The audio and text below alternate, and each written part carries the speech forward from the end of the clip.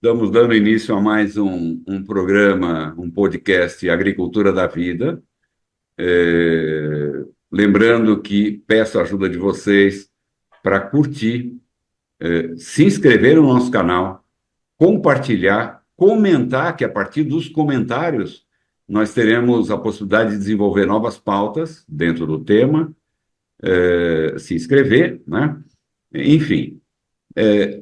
Retomando, é o início de um projeto que tem como finalidade falar de vários aspectos da nossa vida, né? A agricultura da vida vai desde da agricultura em si, do que está acontecendo no mundo com relação a isso, até a nossa alimentação, até a comida de verdade e os impactos que isso tem causado negativamente nas doenças, né? Então, nós estamos falando de vários entes, várias possibilidades e, enfim. E a nossa intenção é trazer ao longo dos programas especialistas em cada um desses temas, para que a gente possa enriquecer os nossos conteúdos. No dia de hoje, nós iniciaremos agora uma entrevista com o Wellington Dalben. O Wellington é um agente político, digamos assim, no sentido mais nobre da palavra, né? Dentro desse segmento do agronegócio. É um empresário. Eu vou pedir para que ele fale um pouquinho dele.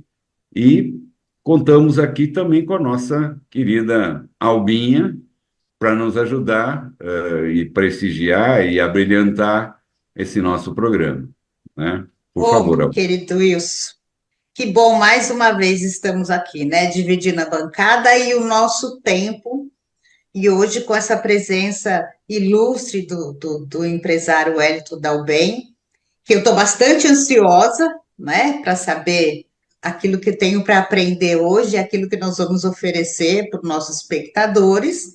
Tenho certeza que só vamos colher informações que vão agregar vida, né, na nossa vida, agregar saúde na nossa vida, e estou É. bastante ansiosa aqui, né? Vamos lá, vamos.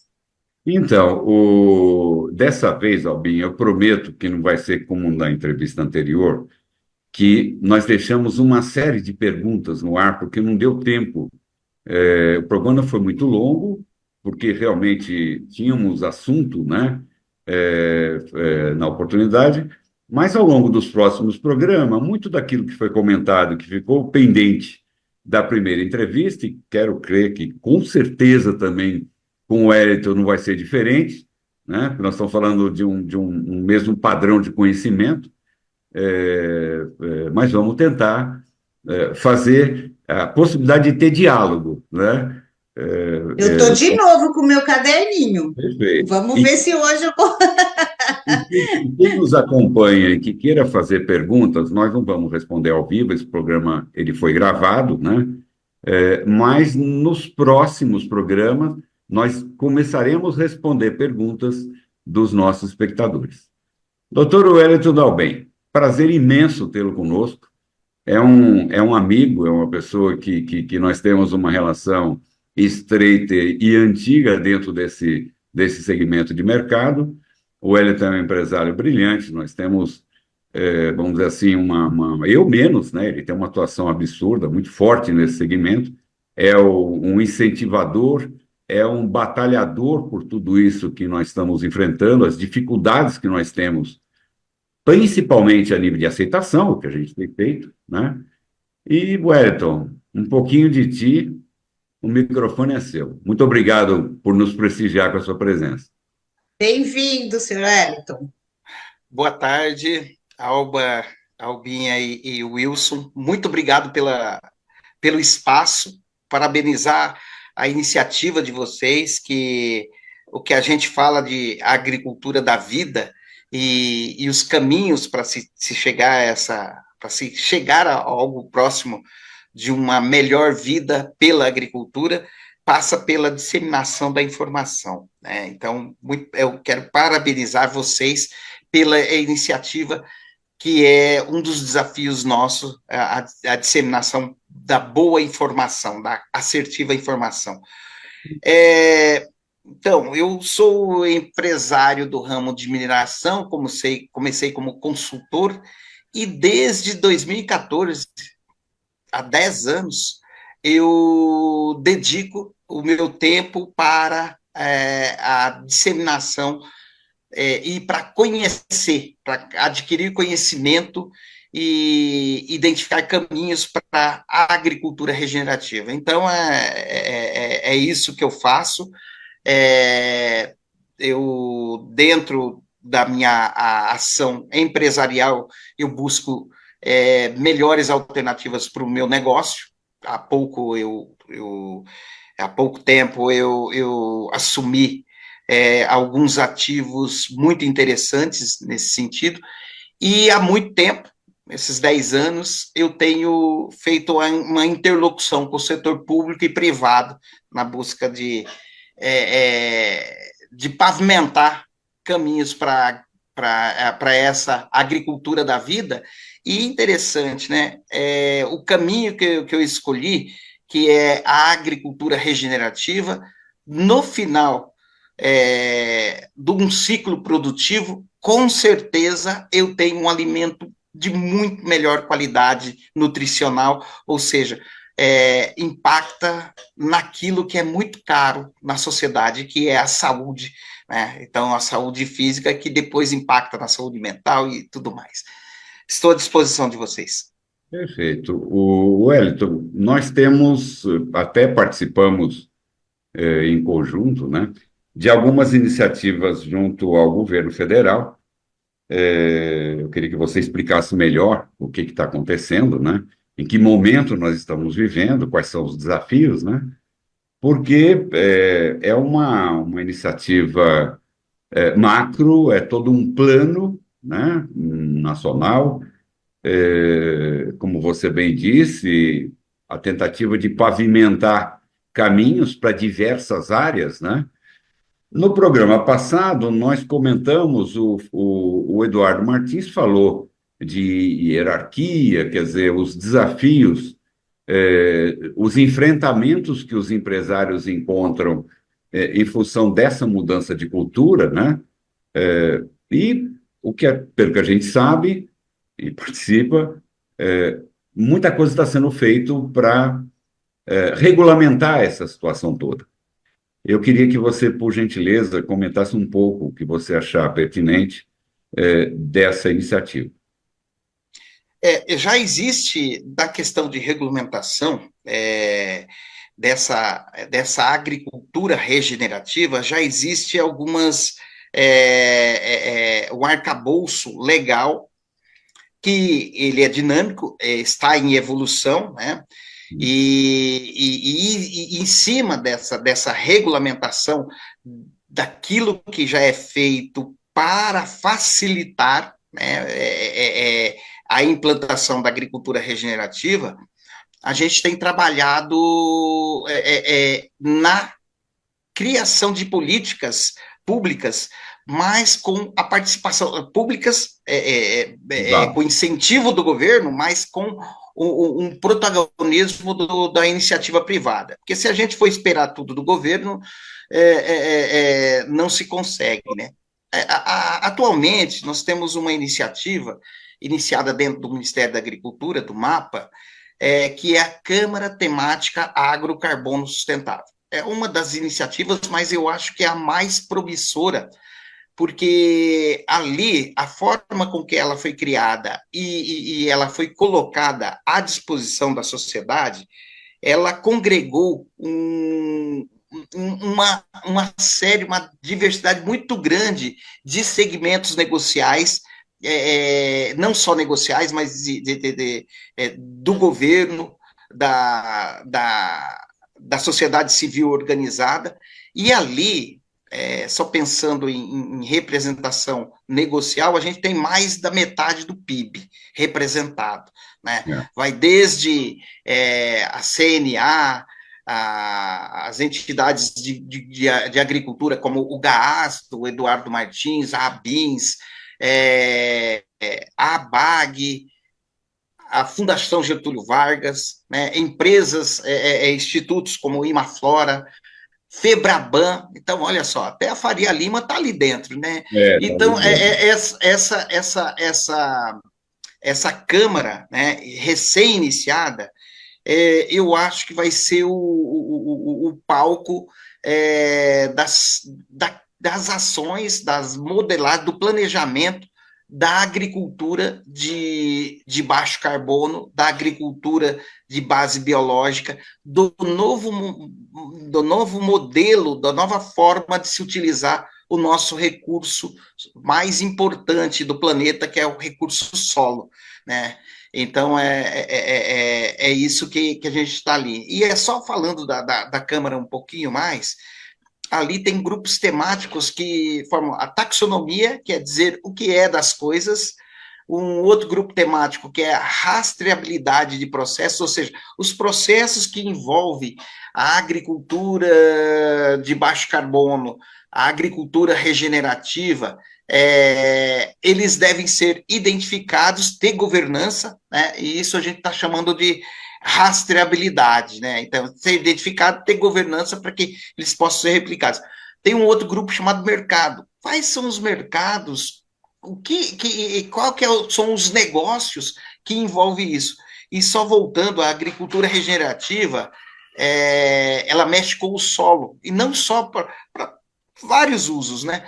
Ela tem impacto ambiental, social e econômico, e os mercados, os negócios que ela impactam são desde a base da pirâmide até o topo da pirâmide. Então, são negócios desde negócios regionais, né? A agricultura regenerativa ela é principalmente regional. Eu uso recursos regionais para fazer riqueza da agricultura. Utilizando os recursos regionais, a distribuição também prioritariamente é regional. E ela impacta, e aquilo que se produz, muitas vezes vai fora das nossas fronteiras, atendendo às necessidades e cumprindo as exigências fora da fronteira. Então, veja a quantidade, né? Então, eu falei do terceiro mercado. E o terceiro grupo temático da Câmara temática lá. O quarto é investimentos. Então, quais são as formas de organizar dinheiros, papéis, novos papéis, em cima dessa modalidade de uso dos recursos naturais? Então, e isso ali está a esplanada, ou seja, o governo de turno está ali e tratando de coisas de Estado, né?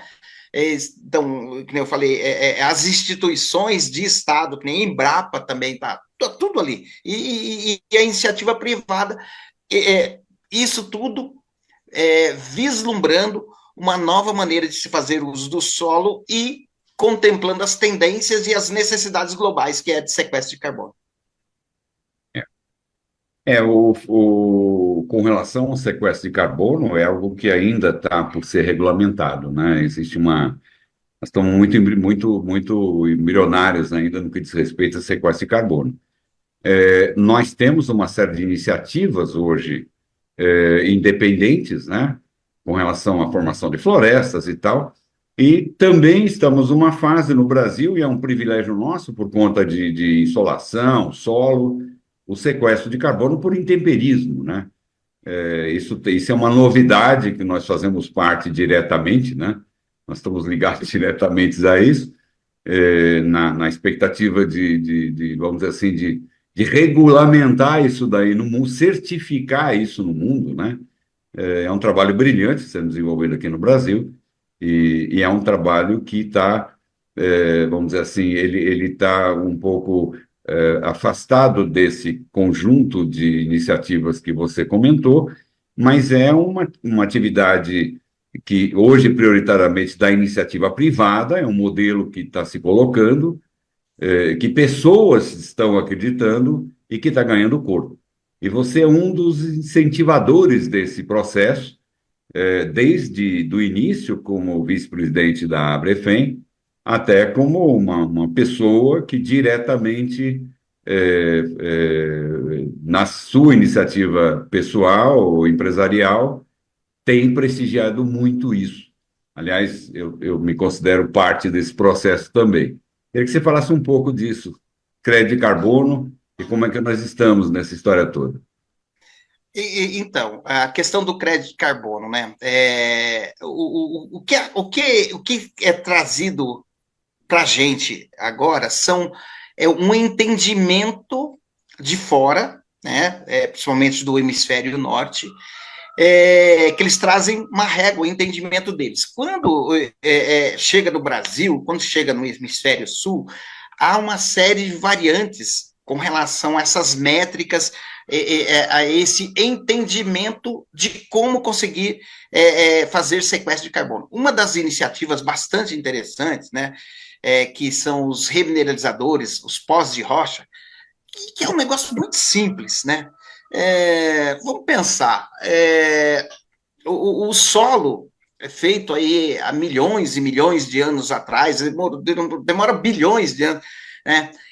O que ele é? É o que foi anteriormente foi rocha. Então, o ser humano foi usando esse solo, foi exaurindo muitas das vezes, e aí entendeu-se que uma dificuldade para repor esse solo seria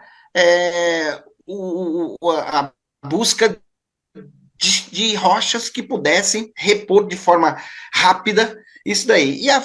Então, esse remineralizador, o que o ser humano identifica rochas com uma complexidade mineral bastante grande, que ela, quando moídas, então, o que o ser humano faz? Ele somente faz a identificação da rocha e a moagem disso daí e a colocação no solo. Quando eu coloco isso no solo, há um impacto muito grande na vida daquele solo. O Wilson Albia, há uma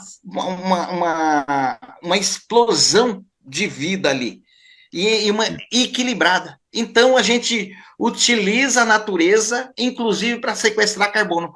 Porque uma das características dessas rochas identificadas, elas que naturalmente elas sequestram carbono, que a gente está chamando de intemperismo acelerado para sequestro de carbono. E aí estão vindo algumas, e o hemisfério norte está entendendo isso.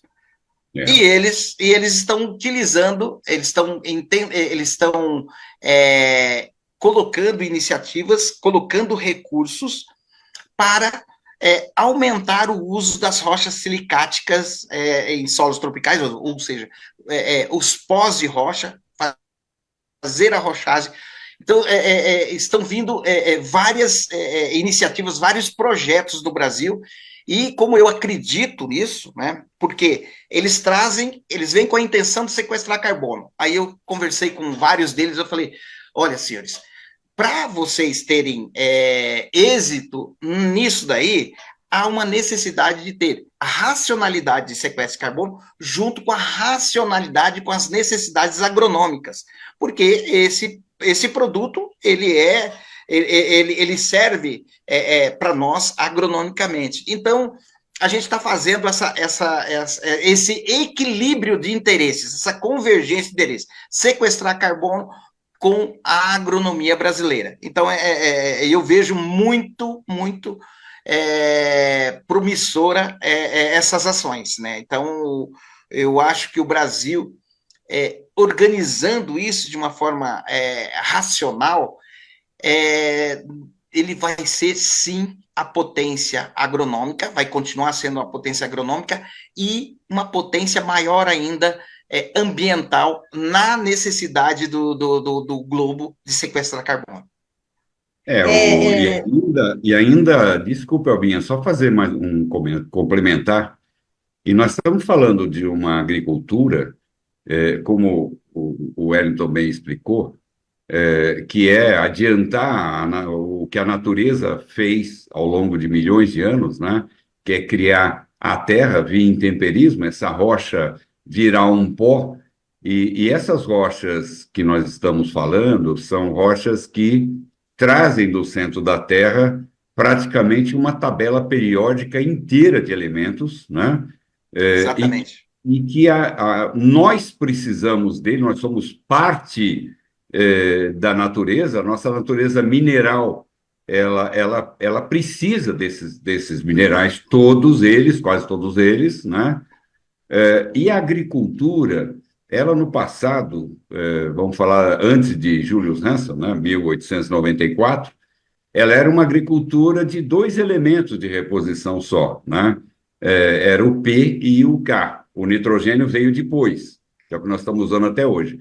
Só que a reposição disso tudo, da maneira de fazer agricultura, ela não contemplou, nos últimos quase 100 anos, pouco menos do que isso, todos os minerais que a natureza vegetal precisa. E a natureza vegetal é o alimento da natureza animal que nos dá subsídio, que nos dá recurso, que nos dá saúde. Então, o que a gente percebe hoje? Quando nós usamos a rochagem, quando nós usamos a reposição desses monte de minerais que a Terra traz para a superfície por conta das lavras, de vulcões, é de onde vem isso tudo, né? Isso solidificado, e depois a gente pega, transforma num pó adequado, usa na agricultura, a planta se alimenta disso, e para a planta se alimentar, a raiz da planta, a ponta da raiz da planta é como se fosse o nosso intestino.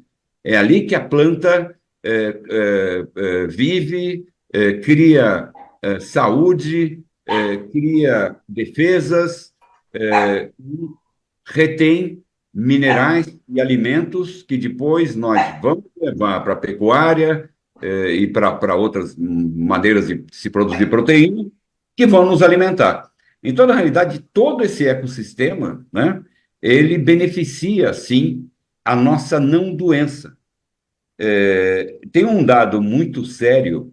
Em 1950, um americano comprou... Não é aqui não, viu? Não, Cachorrinho não é aqui não. O cachorrinho é aqui. Enquanto O não cachorrinho está é aqui. também, Wellington, né? Ele é muito... O meu gato é interessante, mas ele não está latindo ainda. Não, é meu cachorro aqui. Não tem problema. Faz parte da natureza. Estamos falando da natureza, o espaço deles, inclusive para nós, é incrível. Então, só retomando, na década de 60, o aparelho de eletrocardiograma ele era um aparelho recente. E um americano comprou um aparelho desse para fazer experimentos nos seus clientes. Naquela época, resumindo essa pesquisa, naquela época, década de 60, nos Estados Unidos, nós tivemos 30 mil infartos num ano. 25 anos depois, 300 mil. Se você considerar que o nosso DNA não mudou nos últimos 20 mil anos, porque a ideia é que isso é genético, o infarto, etc, etc. Nosso DNA não mudou nos últimos 20 mil anos. O que teria mudado? De sair de 30 mil para 300 mil infartos. Isso quando parou a série, porque hoje em dia são milhões. A gente sabe que as doenças, essas doenças, diabetes, etc, etc, etc, elas são recentes na quantidade que nós temos hoje, né? A gente fala em obesidade, e quando você pega o mapa de obesidade nos Estados Unidos, assusta mais ainda, porque nós temos, nos últimos 25 anos, uma multiplicação de várias vezes a quantidade de obesos. De onde vem isso? Isso vem da maneira como nós nos alimentamos, né? Então, quando nós falamos de agricultura da vida, de lidar com a natureza, eu vejo que nós temos dois caminhos aí. Nós temos um caminho econômico muito interessante, que é a indústria dos aditivos, os conservantes, os anti-monte de coisa, né? Nós temos uma indústria de grãos pujante, que grande parte dela vai para produção de ração animal, apesar da gente falar que nós estamos alimentando o mundo, mas de maneira indireta, né? E nessa agricultura que nós fazemos hoje, não sei até que ponto nós estamos contemplando ou dando a importância devida para a produção daqueles alimentos que são imediatos na nossa mesa. Usar os pós de rocha na produção de hortaliças, de frutas, não na quantidade que nós gostaríamos, né? Porque o próprio negócio, pelo que eu tenho acompanhado, ele está indo buscar os grandes players. E os grandes players, eles são produtores de grãos e a agropecuária, né? Então, nós temos um desafio muito grande. Como fazer disseminar, tendo como base o fato de nós estarmos promovendo saúde, cujo retorno é imediato, né? Ao mesmo tempo que nós vamos evoluir para dar condições para os médios e pequenos produtores passar a se utilizar dessa tecnologia. É aquele agricultor que vai no balcão da loja da cidade de produtos agrícolas e faz a consulta do que fazer, perguntando para o balconista, que nem sempre tem uma formação adequada, ele tem só a experiência dele de prescrever químicos, atendendo seus interesses comerciais da loja, né? Então, isso é uma cultura. Como fazer, né, Wellington, para a gente dar a esse espaço todo a possibilidade de adotar essa prática nova, que ela parece ser simples, mas não é tão simples assim, né? Não é simplesmente jogar o pó de rocha, né? A gente tem que entender que o solo, como você bem falou, é rico, o solo, tudo se processa ali, é uma explosão, né, de possibilidades, como a planta reage, enfim, e as consequências disso. Como fazer? O que se pretende? Como é que nós estamos enxergando, enquanto agentes públicos e privados, não só a divulgação, mas o auxílio, a formação das pessoas, para que a gente, o mais rápido possível, consiga implementar essas políticas novas e simples nesse país tão grande, tão rico de culturas regionais, e preservar essas culturas regionais, que essa é a grande dificuldade que nós temos hoje. Desculpe se eu me estendi muito. Pois há uma grande preocupação minha pessoal nessa interlocução do setor público da área das mineradoras para a agricultura, né, eu sou um dos representantes, e também na disseminação do modelo, a preocupação de que essas soluções cheguem ao pequeno agricultor, cheguem aos cinturões verdes. E eu sempre tenho falado, e eu tenho até priorizado esse discurso. Olha, se a gente vai fazer políticas públicas, vamos fazer com foco no pequeno, porque o grande não precisa tanto de políticas públicas, precisa, tá? Ele precisa que não atrapalhe, mas ele tem muito mais condições. Então, as políticas públicas, elas têm que contemplar o pequeno agricultor. E até para chegar nisso daí. Então, a gente tem um grande desafio, Alba e Wilson, que mexer em várias escalas da sociedade. Tem um projeto aqui no Paraná, da UFPR, que eu ainda pretendo resgatá-lo, chamado Solo na Escola. E esse projeto Solo na Escola, ele faz a disseminação de conhecimento sobre o solo, né? Lá para os pequenos, para os miúdos, lá do prezinho, não. Então, são coisas que a gente tem que mudar. A gente tem que mudar a forma de colocar esse interesse e essa preocupação de ter boa alimentação. A gente já tem a ferramenta. Nós temos a ferramenta. A agricultura de base biológica, a agricultura regenerativa, no final do seu ciclo produtivo, traz um alimento com muito mais qualidade nutricional. Se a gente coloca rochas, os pós de rocha, que tem quase uma cadeia periódica dentro dele, no solo, isso daí fica à disposição da natureza, ou seja, a interação dos micro-organismos com os vegetais, mais a transformação química que existe ali, isso fica à disposição da planta que vai para a nutrição, né? Então, inclusive para a ração, né? Se eu faço uma transformação em proteína animal, se eu uso ração para as aves, para os suínos, para os bovinos, de uma qualidade nutricional melhor, aquela proteína animal vai ter uma qualidade nutricional de proteína muito melhor para a gente. Mas os desafios são grandes. Para aquilo que você falou, Wilson, que é o agricultor, o pequeno agricultor, ou aquele microagricultor que tem até uma horta nas grandes conurbações, ele precisa ter os insumos disponíveis. Uma das minhas preocupações é que haja uma política pública de que as pedreiras, as mineradoras que têm vamos lá, o pó de rocha, que é um dos insumos, né?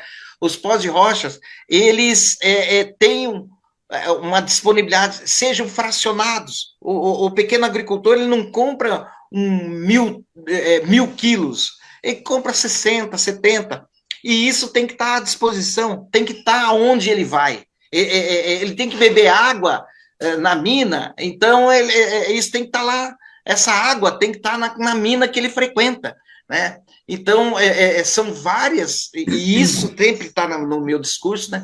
A necessidade da gente disponibilizar informação ao agricultor para ele ir atrás dessas alternativas, e a gente tem que disponibilizar esses insumos onde ele procura, né? Então, é uma série. Nós temos um grande desafio, a gente tem uma montanha a subir, mas pelo menos a gente já tem na nossa mochila os equipamentos para subir essa montanha, né? Então, e o governo de turno, a gente conversa com todos os governos, ele está ouvindo isso. Eu estou preparando um simpósio lá para SAF, Secretaria de Agricultura Familiar, dentro do Ministério do Desenvolvimento Agrário. Ministério do Desenvolvimento Agrário, ele trata principalmente das coisas para o pequeno agricultor.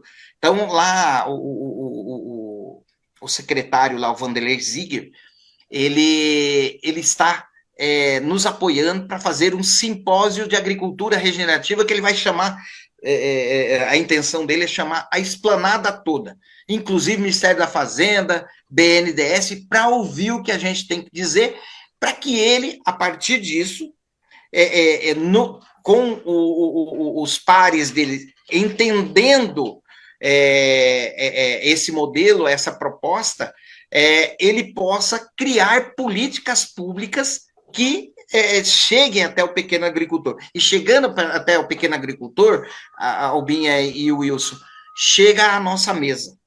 Chega à nossa mesa, porque o alimento direto que chega à nossa mesa não vem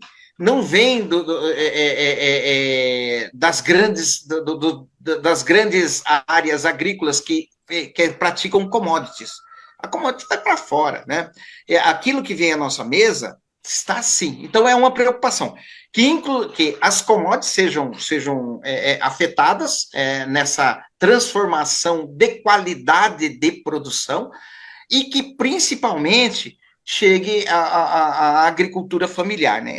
Porque aí a gente tem um impacto social muito grande, que é a saúde da população, né? É isso que você bem explicou agora há pouco, né?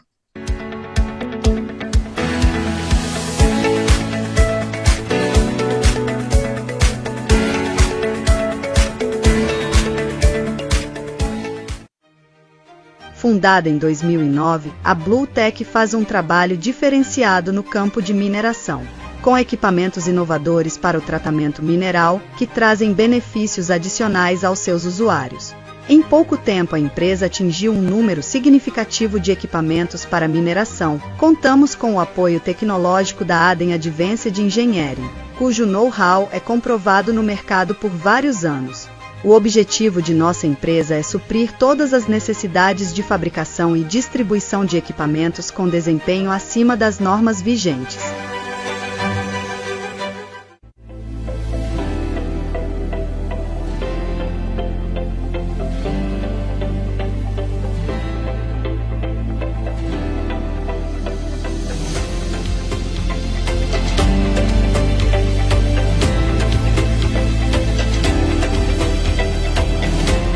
Poder. Promovendo soluções naturais e sustentáveis para a agricultura e a saúde do planeta.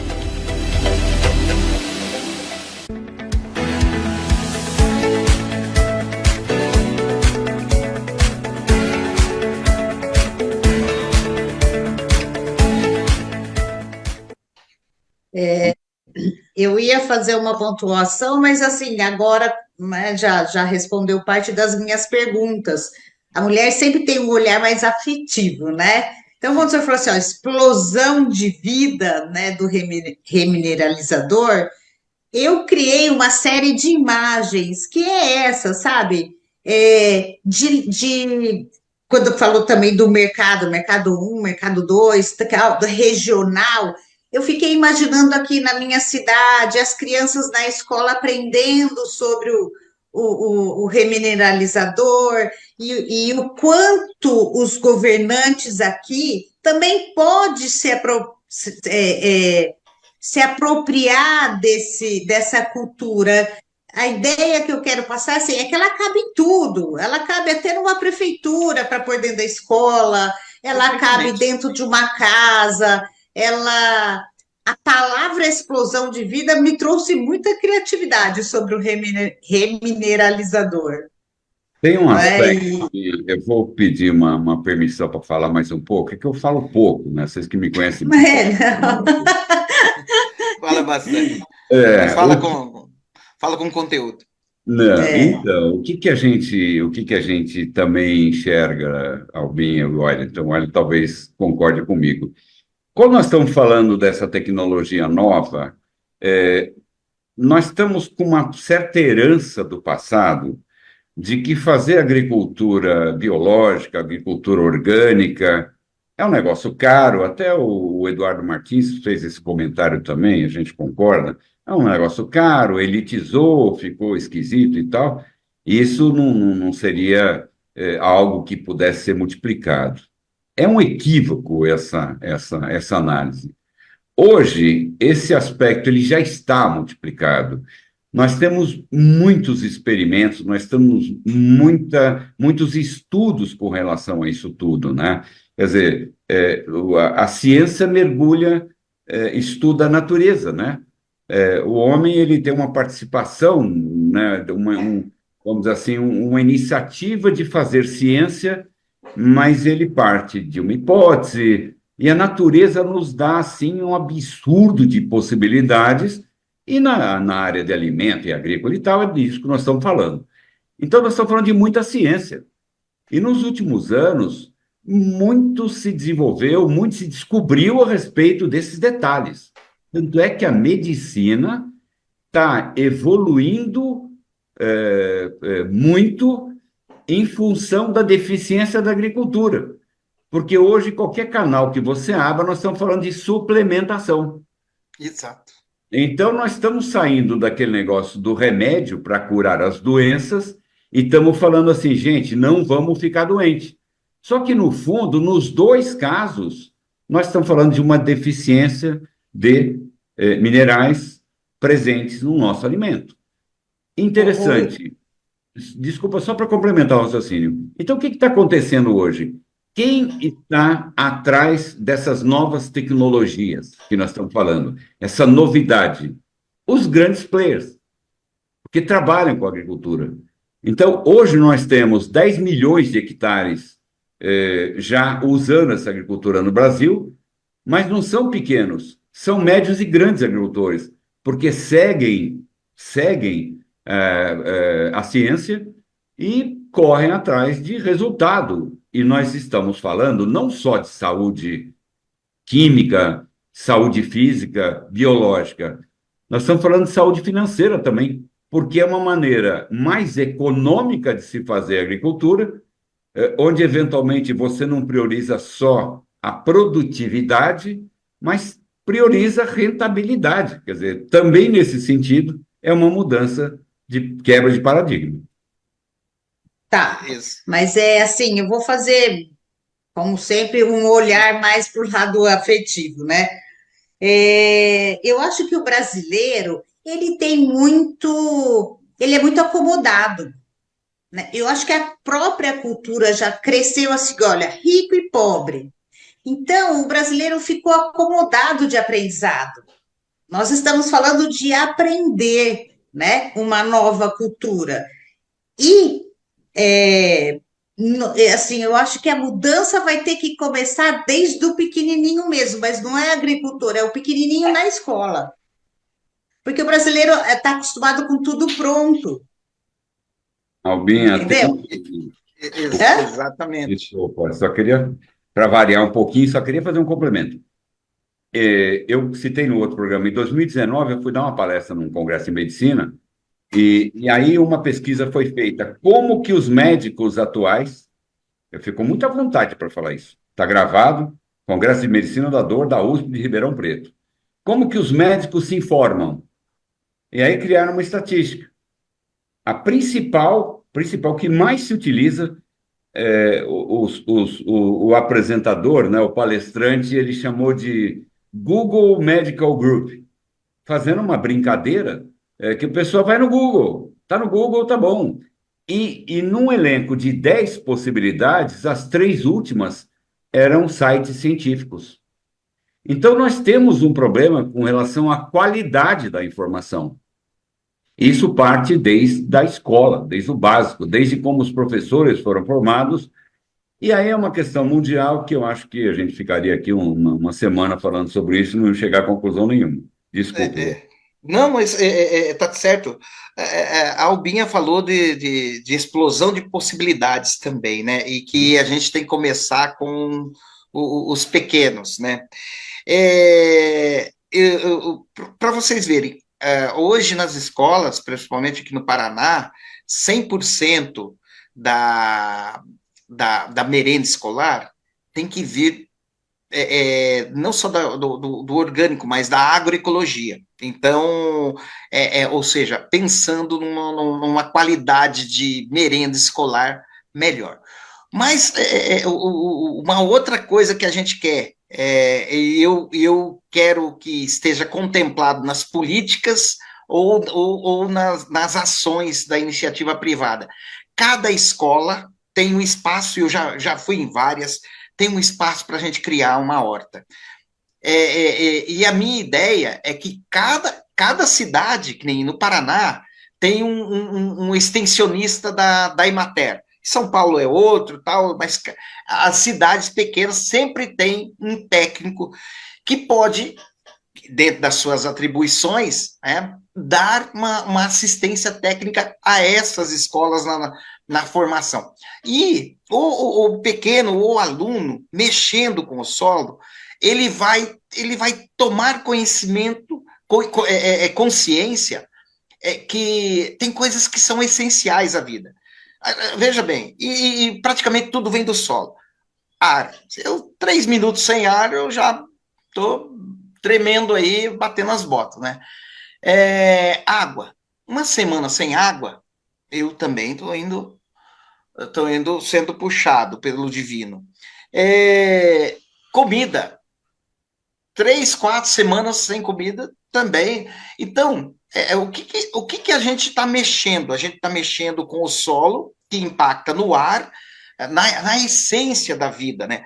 No ar, na água, porque é um recurso solo sendo melhor utilizado, a água que penetra e passa por ele sai com muito mais qualidade.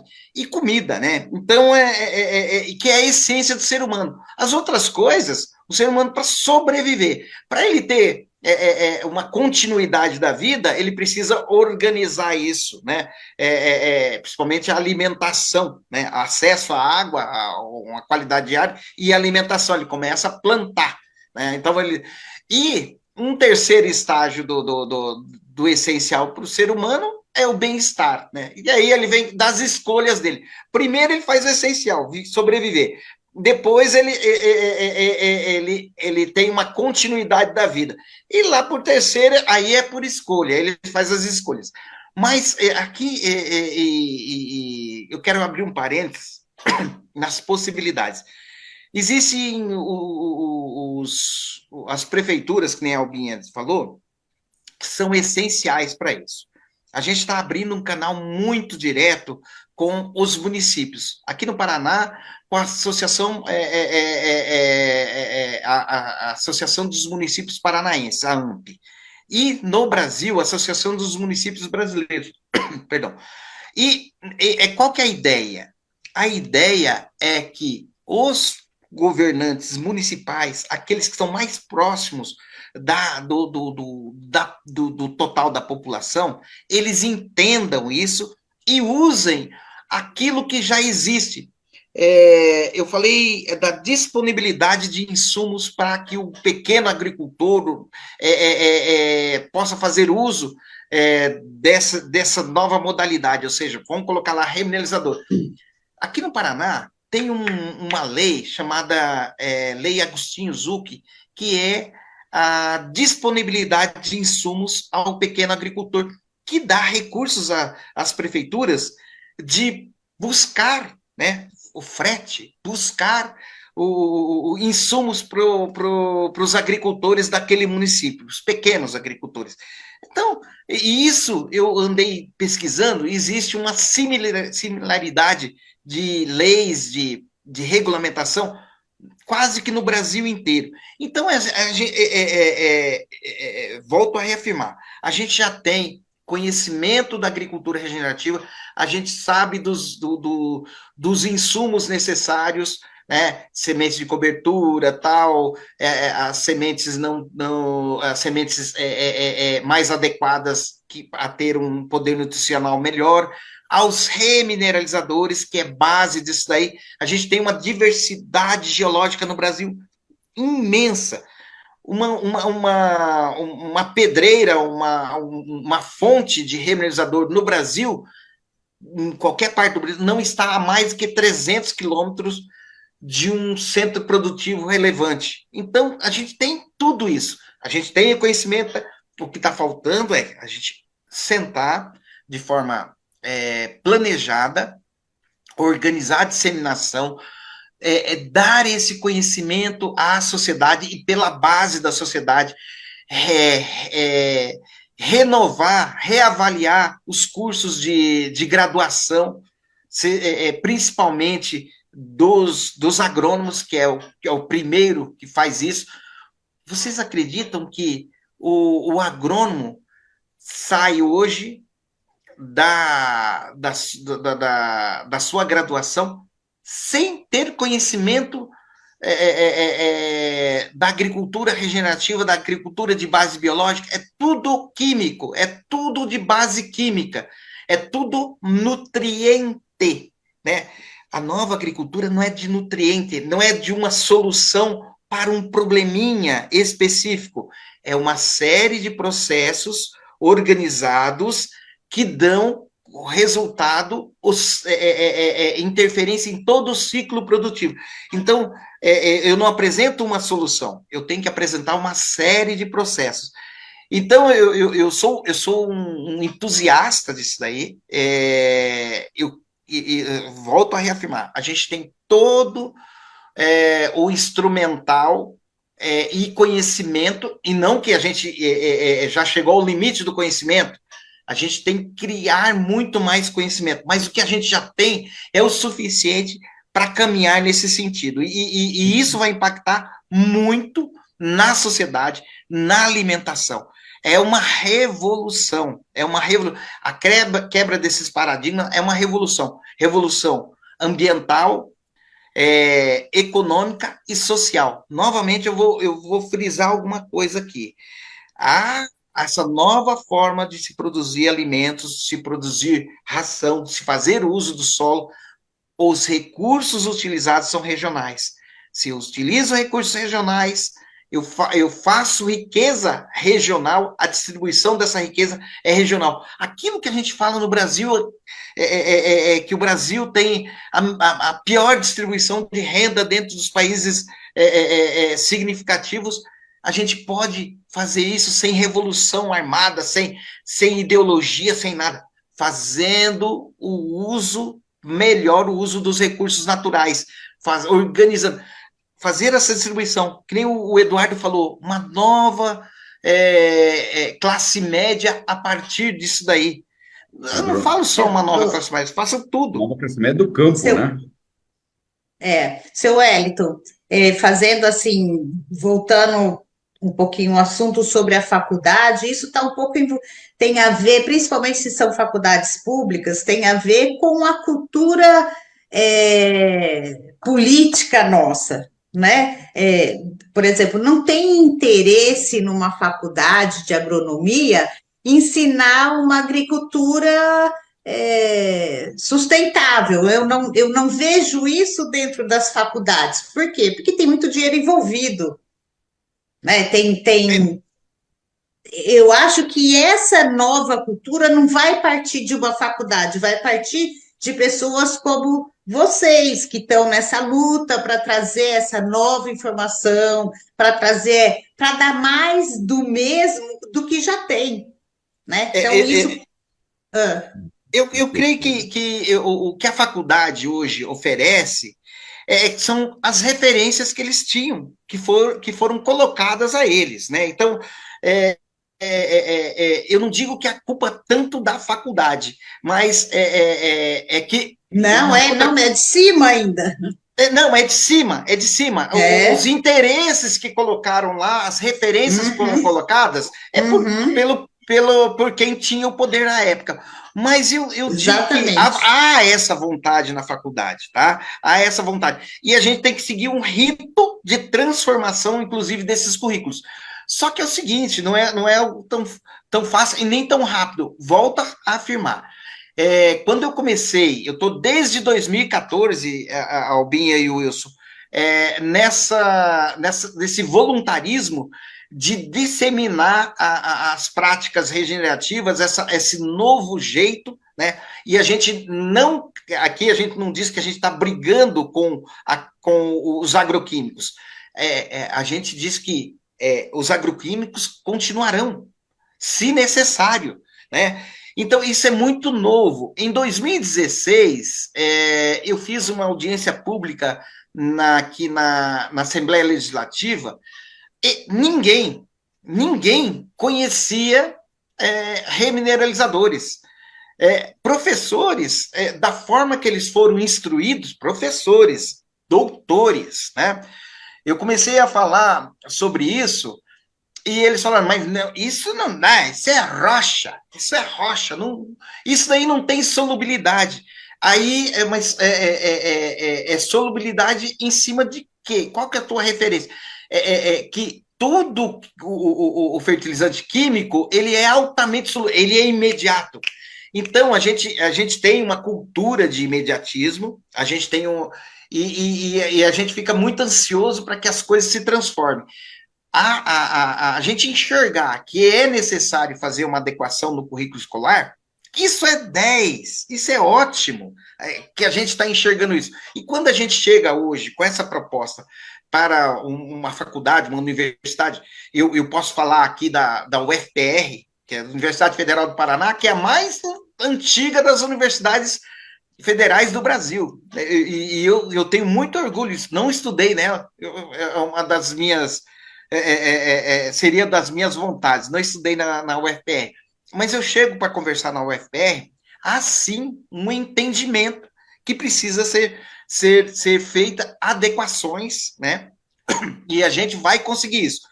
São muitos desafios, Albi. São desafios, assim, enormes que a gente tem em fazer a quebra. A gente tem que quebrar a questão do conhecimento, quebrar o sistema econômico estabelecido em cima disso. Só um exemplo. As cooperativas. Se a gente chega numa cooperativa com essa proposta, a gente tem a proposta fica sendo muito refratária lá. Por quê? Porque a gente chega oferecendo insumos que vão diminuir aquilo que eles oferecem e ganham dinheiro. Então, há uma necessidade, mas até elas estão abrindo as portas. Eu tenho uma reunião a ser confirmada com o presidente da OCEPAR, Organização das Cooperativas Paranaenses. E por que eu vou conversar com eles? Porque as cooperativas no Paraná são as mais relevantes do Brasil. O cooperativismo do Paraná é o mais relevante do Brasil. Então, eu conversei com o presidente Ricken, da OCEPAR, ele falou, rapaz, esse negócio é necessário, essa nova visão do uso do solo. Por quê? Porque até as cooperativas sabem que esse modelo, que teve muito sucesso nos últimos 50 anos, ele se exauriu. O agricultor, inclusive das cooperativas, que é os cooperados, eles não estão suportando o aumento dos custos de produção e a produtividade não está aumentando na mesma velocidade. E aí, o que acontece? As cooperativas estão com uma inadimplência de cooperados cada vez maior. Então, há necessidade disso daí. Então, a necessidade econômica, né, de você aumentar a rentabilidade das áreas de produção, seja ela do pequeno, médio ou grande. O grande geralmente não está cooperado, então até o médio é cooperado. Então, eles estão vendo isso, então a gente já está avaliando isso. Então, volto a dizer, existe uma gama enorme de desafios a serem ultrapassados, mas isso demora, né? Isso demora. O desafio é cultural, é na escola, é no agricultor, cultural no agricultor, né? E isso, quando a gente fala para o agricultor, olha, a gente está com uma proposta aí para vocês, que você vai fazer um novo manejo de solo. Ele fala, o problema isso daí está fora daquela cadeia que eu estou dentro, e que ele vende a safra 2025 para plantar 2024. Você entendeu? E para ele sair disso daí, isso está tudo dentro de um esquema negocial que ele não consegue sair se ele não tiver recurso. A gente está tentando organizar isso para que a necessidade do mundo em ter um alimento, uma produção agrícola, seja para ração ou para alimento, de melhor qualidade, isso a gente está conversando desde a Europa até a China, passando por todos eles, né, a Arábia, tal, a necessidade deles, eles estão entendendo que para mudar isso, precisam investir, pagar antes. Né? Então, ontem a gente fez uma reunião para organizar uma cadeia produtiva regional para fazer soja não transgênica. Essa soja vai para alimentação, para ração na Europa, e uma parte dela vai para alimentação no Japão. O japonês usa muito soja na alimentação. E isso a gente está organizando por demanda deles. Tá? Por demanda deles. O pessoal de ração da Europa, para um segmento de ração lá, necessita disso daí. Os japoneses também. Então, e foi uma fala muito legal, porque eu vejo no agora, nas ações de agora, essa revolução sendo implantada, né? Então, são várias coisas que a gente tem que fazer. Às vezes, eu fico assim, caramba, eu tenho tanta encruzilhada, tenho tanto caminho, sou só um, para que caminho, para onde eu vou, né? Eu estou na encruzilhada e qual que é a prioridade, né? Aí a gente faz, Eu vou até ali um pouquinho, volto, vou até lá um pouquinho, até para conhecer as possibilidades e ver até onde vai, né? E para a gente conseguir fazer tudo isso, a gente precisa compartilhar. Uma das coisas muito interessantes desse novo modelo de uso de solo é compartilhar. Eu não seguro informação para mim. Eu não seguro. O pessoal fala assim, cara, você não segura informação, vocês fizeram registro de remineralizador no Paraná e você, para o teu futuro concorrente, você diz quais são os passos. Eu falei, lógico, porque esse negócio é tão transformador e tão grande que eu não vou dar conta sozinho. E para que isso ocorra de uma forma pelo menos razoável para impactar na sociedade, eu preciso desenvolver, inclusive, concorrentes. Então, é essa a ideia, compartilhar. A humildade de você sabe, compartilhar e assimilar a informação. A gente tem a humildade que não sabe praticamente nada. Pensa que sabe muito, mas as coisas são... E compartilhar o que a gente tem. Então, isso está até no cristianismo. Vou compartilhar o que eu tenho. Essa é algo que me atrai muito, né? Então, tão assim, ouvir o senhor falando tem muito a ver com a colocação, explosão foi muito adequada, né? Tem essa ressonância que o senhor está nos passando agora, de que é amplo o remineralizador, ele cabe em qualquer coisa, em qualquer lugar, em qualquer negócio. Né? Desde as escolas, eu já estava aqui fantasiando uma série de projetos na escola, da escola ter a sua horta, as crianças aprenderem produzindo o seu próprio alimento, para aprender. Quer dizer, cabe em tudo. É uma explosão mesmo. E É aí, a palavra correta. e aí eu queria fazer uma outra observação. Quer dizer, uma hora a gente fala muito, outra hora a gente tem que ser chato, né? Sendo nas duas circunstâncias. Porque, assim, nós já estamos há mais de uma hora conversando. E o Wellington, ele é uma pessoa que também virá várias vezes no nosso podcast. Mas certamente. E aí eu vou pedir desculpas e pedir licença para que a gente ganhe uma nova oportunidade, muito em breve tê-lo de volta conosco. Eu pediria para que o Wellington, por favor, teça seus comentários finais, porque, infelizmente, o tempo já está chegando no limite. E a gente está com gostinho de estar começando. Pena. Gostinho de estar começando mesmo, mas não faltará oportunidades para dividirmos esse tempo novamente. Por favor, Wellington. Eu quero agradecer imensamente a oportunidade de expressar alguma coisa que a gente pensa, né? E a liberdade que vocês nos dão nesse espaço para que a gente fale não só com o cérebro, mas com o coração, né? Então, a ideia do espaço é muito interessante. Tem aqui comigo, Albinha e Wilson, um disseminador dos seus propósitos, e quero deixar um recado final.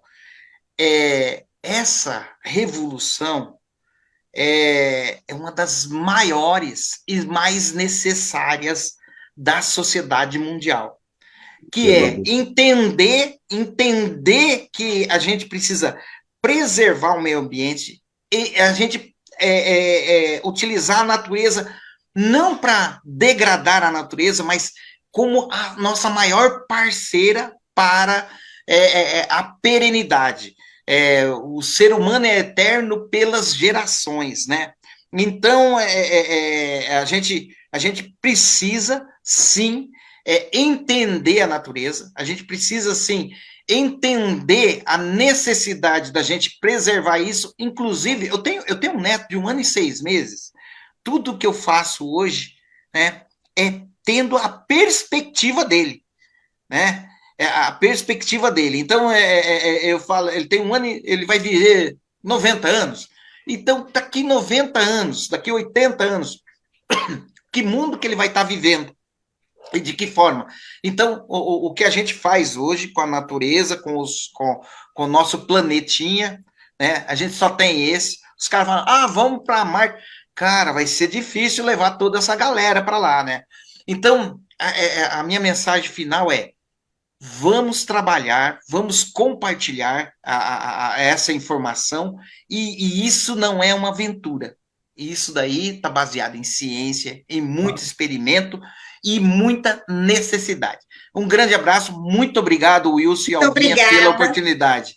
Obrigado, obrigada de coração pela presença e pela preciosa informação que deixou aqui como legado para todos nós. Eu quero agradecer ao Albinha, ao Wellington, essa participação, com a promessa de que logo, logo nós vamos continuar essa conversa com o Wellington, né? Por Pedir favor. os nossos espectadores que, por favor, se inscrevam no canal, curtam, compartilhem. As nossas entrevistas são um pouco mais longas, mas eu estou vendo muita gente dividir os pedacinhos, mas estão assistindo até o final. A adesão tem sido muito boa, Wellington, né? Isso é uma bênção para nós. Como eu acredito que tudo é obra de Deus, agradeço essa oportunidade e na próxima segunda-feira retomamos com mais um Agricultura da Vida, se Deus quiser, com mais uma entrevista tão brilhante como tivemos na nossa estreia e no dia de hoje. Obrigado, viu, Wellington? Obrigado, Albinha. E obrigado Obrigada a você, Wilson. Obrigado, Wellington. Até a próxima, se Deus quiser.